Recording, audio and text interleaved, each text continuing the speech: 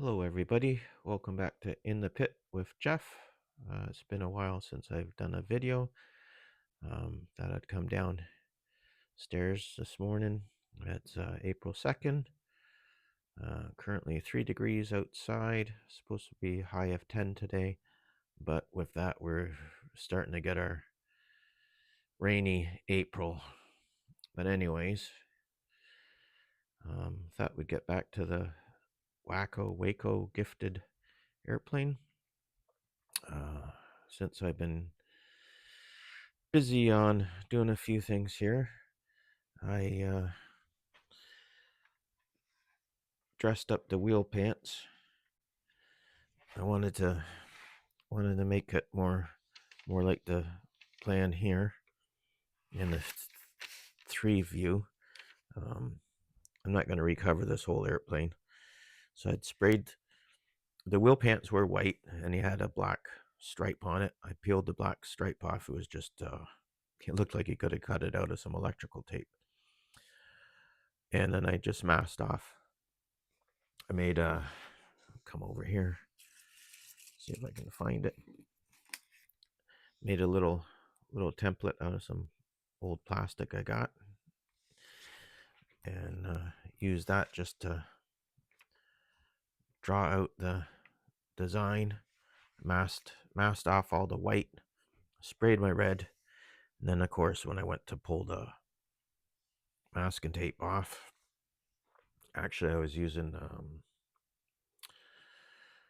crap, now I forget what the transfer. I was using the transfer stuff, transfer paper as a pre-mask. That's it, the pre-mask paper as a pre-mask to mask off all the outside edges and stuff. But pulling that off, it pulled the white off because the whoever had sprayed all this, the plastic and that never primed anything. So I had to mask off the red, prime all the white sections, and respray it. But I didn't.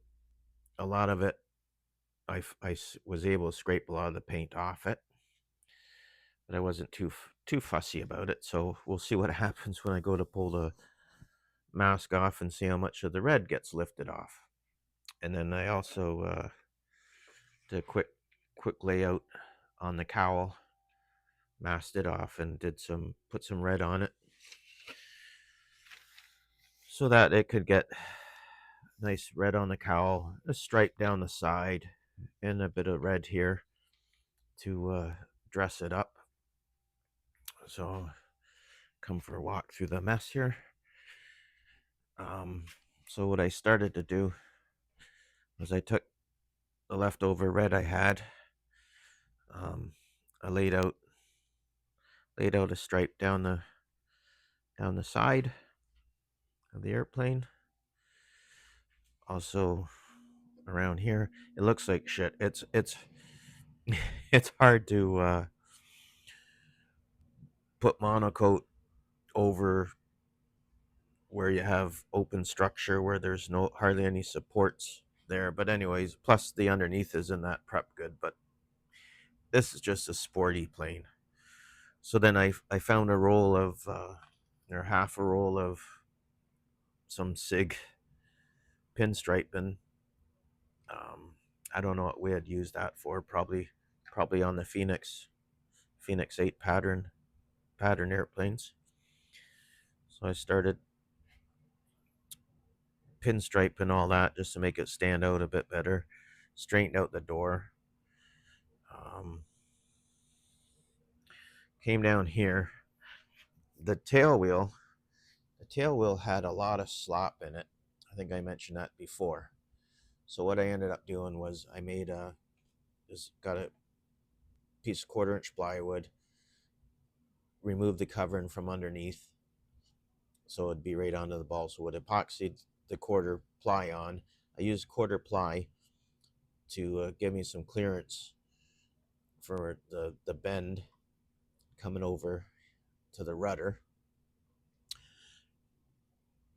because the original tail wheel was under here.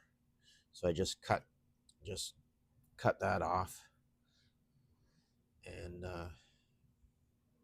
put a piece of fuel tube and inside over. It's just three 30-second wire to use as a little bit of a shock in between there. Um, a lot of the times we'd put the little collars on the piano wire with the little springs, and it'd give you a little bit of a shock, especially if you're using a steerable nose gear. Take some of the shock out of the poor old servo gears from getting dinged. And since the rudder push rod was inside the fuselage, and it went to the tail wheel, and then it came out the side of the fuselage, and a short push rod to the rudder. So got rid of all that. I just his inner or the outer nye rod tube that was inside, I just extended it a bit with some red nye rod, brought it outside, just siliconed it all in place, and just used normal nye rod for my rudder linkage. And then I just went on the Fusion program I have and just drew up a quick